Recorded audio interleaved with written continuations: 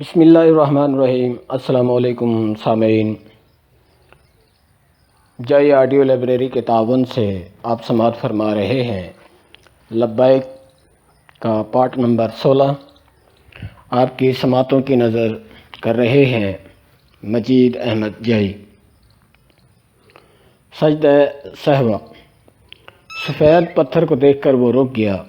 وہ لبیک پڑھنا یکسر بھول گیا، جیسے سفید پتھر کو دیکھ کر اس کی سدھ بدھ ماری گئی ہو۔ پھر اس نے اپنی آستین کے گرد لپٹا ہوا سفید رومال کھولا، اسے زمین پر بچھایا، ادھر ادھر دیکھا کہ کوئی دیکھ تو نہیں رہا، اور پھر دھڑم سے سجدے میں گر گیا۔ بڑی دیر کے بعد وہ سجدے سے اٹھا، پھر وہ ادھر ادھر دیکھتا رہا کہ کوئی دیکھ تو نہیں رہا، جیسے وہ اپنے اس فعل پر ندامت محسوس کر رہا ہو۔ اس کی نگاہ سفید پتھر پر پڑی، اس پر پھر وہی کیفیت طاری ہو گئی، اور اسی عالم میں دیوانگی میں اس نے پھر سے رومال بچھایا اور دھم سے سجدے میں گر گیا۔ اس شخص کو دیکھ کر میرے دل میں ایک عجیب سی کیفیت پیدا ہوئی۔ میں نے محسوس کیا جیسے وہ کوئی غیر نہ تھا، جیسے وہ خود میں تھا، جیسے وہ میرے اندر کا ممتاز تھا۔ بے شک اس میں بھی جھجک موجود تھی، چونکہ سجدے سے اٹھ کر وہ چاروں طرف دیکھتا تھا کہ کوئی دیکھ تو نہیں رہا، لیکن میں تو سر تا پا جھجک تھا۔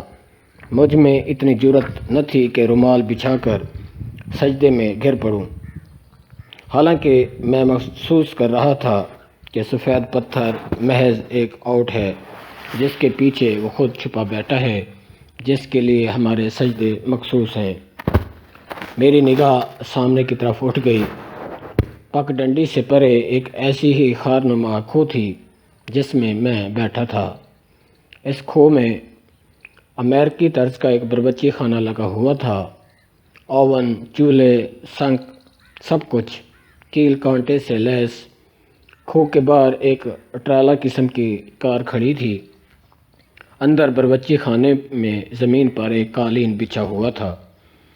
اس قالین پر ایک صاحب نما آدمی احرام پہنے، زنائے ادب تہہ کیے، گھٹنوں پر ہاتھ رکھے بڑے احترام سے بیٹھا تھا۔ پہلے تو میں سمجھا کہ نماز ادا کرنے میں مصروف ہے، پھر دفتن مجھے خیال آیا کہ وہ مشرق کی طرف منہ کیے بیٹھا ہے۔ پھر جو میں نے غور سے دیکھا تو اس کی نگاہیں سفید پتھر کا طواف کر رہی تھیں۔ چاروں طرف سفید پتھر چھایا ہوا تھا۔ میدان عرفات پر، جبل عرفات پر، جبل رحمت پر، زائرین کے دلوں پر، لوگوں کے ذہنوں پر، ان کے جذبات پر، بالکل اسی طرح جس طرح مکہ معظمہ پر خانہ خدا کا سیاہ پتھر چھایا ہوتا ہے۔ دفتن مکہ معظمہ کا کالا کوٹھا میری نگاہوں میں ابھرا، پھر وہ ہوا میں معلق ہو گیا اور سفید پتھر کی طرف بڑھنے لگا۔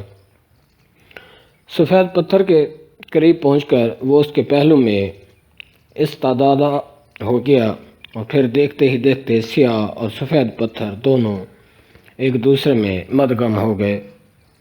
وقوف۔ عین اس وقت زائرین کے امواج سے ایک شور اٹھا، حاضر ہوں، اے میرے اللہ، میں تیرے حضور حاضر ہوں۔ سارا میدان لبیک کے نعروں سے گونج اٹھا۔ وہ سب مغرب کی طرف رخ کیے کھڑے تھے اور سورج کی طرف دیکھ رہے تھے جو تیزی سے افق کی جانب گرتا جا رہا تھا۔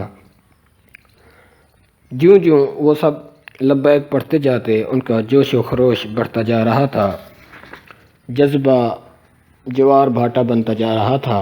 وہ اپنے ہاتھوں کی تسبیحیں بھول چکے تھے۔ تسبیحیں ان کے ہاتھوں میں یوں لٹک رہی تھیں جیسے بے جان ہو چکی ہوں۔ وہ سفید پتھر کو بھول چکے تھے، وہ پتھر جو حج سے لے کر اب تک ان کی نگاہوں کا مرکز بنا رہا تھا، وہ پتھر جسے وہ عملی طور پر نہ صحیح لیکن ذہنی طور پر سجدے کرتے رہے تھے۔ وہ پتھر اب اتنی بھیڑ میں اکیلا کھڑا تھا، اکیلا، تنہا۔ جذبات کا تلاطم بڑھتا جا رہا تھا، چاروں طرف چھینٹے اڑ رہے تھے، تقدس بھرے چھینٹے، احترام کے فوارے اچھل رہے تھے۔ اس بڑھتے جوش و خروش کی وجہ سے زائرین پر دیوانگی کا عالم طاری ہوتا جا رہا تھا۔ ایسی دیوانگی جس پر لاکھوں فرزنگیاں قربان کی جا سکتی ہیں۔ سیاہ و سفید، یہ سب کیا ہے؟ میں نے سوچا، اتنے میں بڑے ہجوم کی اتنی فوری کایا پلٹ، بے وجہ کایا پلٹ، یہ کایا پلٹ کیسے عمل میں آئی؟ اس کا محرک کیا تھا؟ کون تھا؟ یہ قیام ہے، میرے دل سے آواز بلند ہوئی۔ قیام؟ یہ حج کا وقوف ہے، قریب ہی سے آواز آئی۔ میں نے حیرت سے چاروں طرف دیکھا۔ یہ قیام خالی تو نہیں، یہ قیام خلا تو نہیں، یہ قیام تو جذبے کی مد سے بھرا ہوا ہے، یہ قیام تو ایک طوفان ہے۔ لیکن خلا کیسے پر ہو گیا؟ کس نے اس قیام کو بھرپور بنا دیا؟ اس قیام کا مرکز کیا ہے؟ ڈوبتا سورج؟